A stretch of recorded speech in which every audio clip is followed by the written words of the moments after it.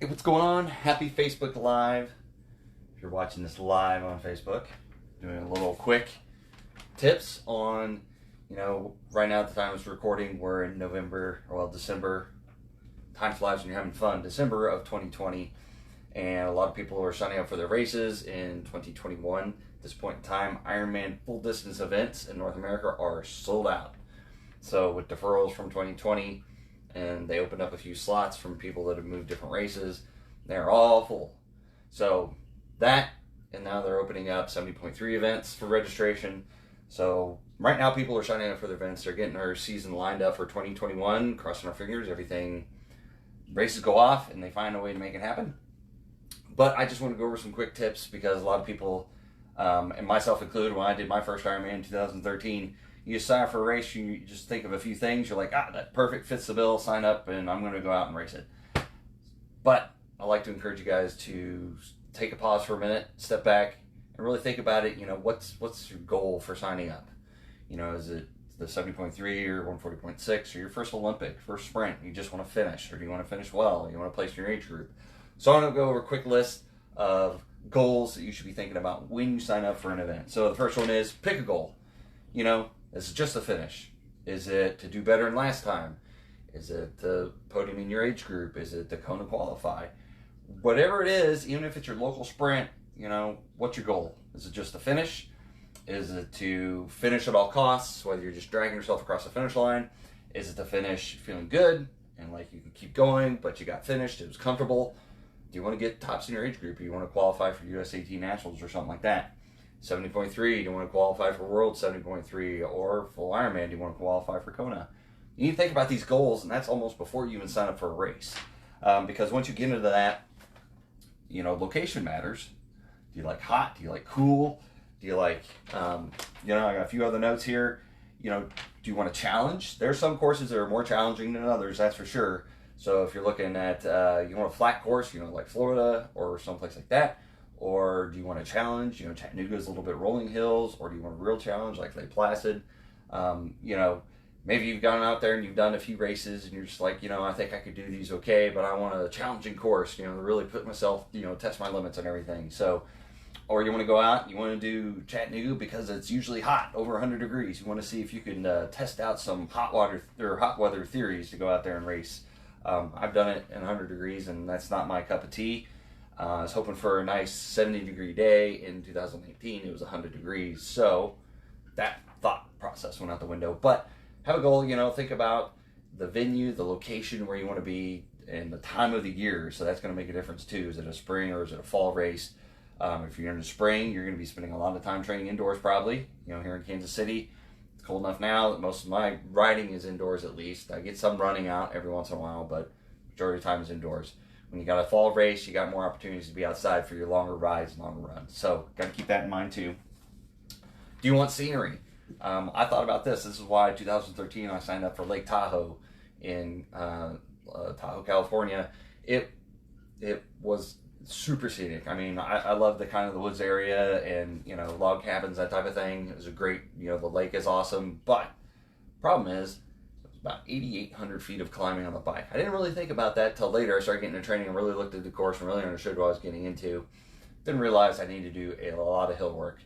We got hills in Kansas City, but they're not mountains like out there in California. So that was kind of a problem for me. Had I done a little bit more investigating, it might have been better to pick a different event for my first Ironman race. But it was a heck of a challenge. Glad I did it. Glad I finished it. But I would not recommend that to anybody for the first time. So I wanted scenery. So Lake Placid's very scenic, but it's also a tough course. So you got to kind of think about that.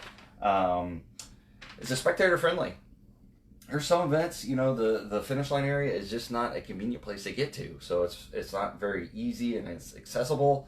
Sometimes out in the course, if it's kind of out in the boonies, it's not exactly easy to get around to. But if it's multiple loops, maybe on the bike or multiple loops on the run, the areas where you could stash spectators to see the race, if they've got short distances in between, going out to the bike, going out to the run and the finish line area, and they get there without crossing the race very much. So check out the course maps, and find out a place that there's a good opportunity if you're going to bring your family along for the first time, for the first Ironman finish. Make sure you're picking a venue that's accessible Ironman Boulder 70.3 is kind of difficult because they've changed it a little bit, but getting out there to the reservoir is kind of difficult, and they limit parking at the reservoir. So if you want to be a spectator and you don't park at the reservoir, you have to park somewhere and get bussed in, so it makes it a little bit difficult. So keep that in mind. Spectator friendly might be a big important factor to you. Does it cater to your weaknesses? So, I wasn't proficient in swimming really until about 6 years ago. I've gotten a lot better. But downriver swim, Ironman Chattanooga, downriver swim, the 1 year in 2018, the swim was canceled, but, in the 70.3 is a downriver swim. So if you're looking for, swimming's not exactly your forte, it's a great opportunity. Or pick races that, like La Quinta 70.3, the water's cold, so is it going to be wetsuit legal? So if you need that wetsuit help and you like it and you want to be, in the legal category and not use the optional, then pick a venue where you get to be able to use a wetsuit because of water temperature, or it's a downriver swim. So, water's usually level, except when you're, if you're swimming in the ocean, you could be dealing with waves and tides and all kinds of fun stuff. So, don't think just because it's water, it'll be okay. I'm in Florida. Sometimes there's been some significant waves coming in. So just be aware of that, the past few years for Ironman Florida, the ocean's been fairly friendly. But there's been years, they've had 5 or 6 foot waves coming in, and you have to get past those to go out there and do the swim. So keep that in mind.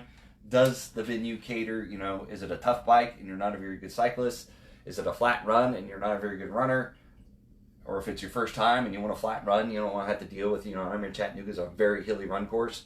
So maybe Ironman Tulsa is a better option, but it's in the spring. So you got to keep all this stuff in mind. So you got to have to make sure that why you're picking a venue ties back to the first point I brought up. Does it meet your goal? Are you going to be able to finish? Are you going to be able to survive the bike course on Ironman Chattanooga and then survive the run course to get your finish time?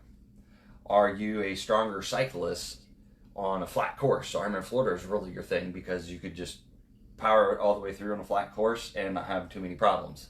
And then it's a flat run. If you're wanting to do well in your age group, you need to make sure you're catering to your strengths too. So is the place you're picking catering to your goal that you set? Just finishing top of the age group, finishing your second one, or wanting a challenging event. So maybe that doesn't necessarily matter as much.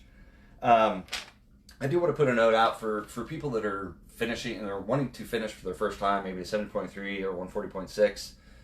I always see people going out and making comments as far as the run cutoff. When's the bike cutoff? When's the run cutoff? I would definitely, if you're getting close to those cutoffs, you need to train to give yourself some fluff time, especially if it's going to be a tough course.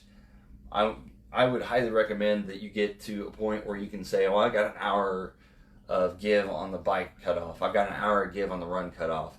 You definitely don't want to be right there riding it to the end because a lot can happen on race day that you just can't mimic in a training ride or training day and during training in general. So always give yourself a little bit of extra fluff, with that goal that you set. And the other one the last one is keep perspective.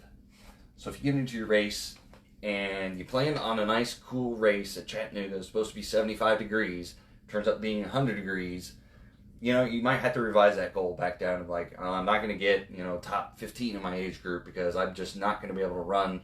Me, myself, I'm a, heavier athlete at 175 pounds. Heat really gets to me. I do not run well in heat whatsoever. So I had to dial it down. I knew that was not going to be the best race I'm going to have, but the goal was to get to the finish line and finish and not get to a point where, I needed medical or over dehydrated or anything like that. So I was very methodical in my plan and making sure I was hydrated and, kept myself, ice water on me all the time to make sure I didn't overheat on the run. I didn't want to be one of the people on the side of the road puking their guts out because they're dehydrated and they ran themselves into the ground. So keep perspective in your race. Pick your goal, but at the end of the day, you got to take what the race gives you. Weather-wise, 2018, I was supposed to do Ironman Florida. A hurricane came through. They put us out in Haines City, Florida. Now, they still did the race. Totally different terrain. It was still flat and everything, but it wasn't an ocean swim. It was kind of in this little pond thing, which, take what the race gives you. So just keep it all in perspective. So those are my quick little tips. Hopefully you found them kind of useful. Got any other questions, put them in the comments. And good luck and happy training out there to you, and we'll see you in 2021.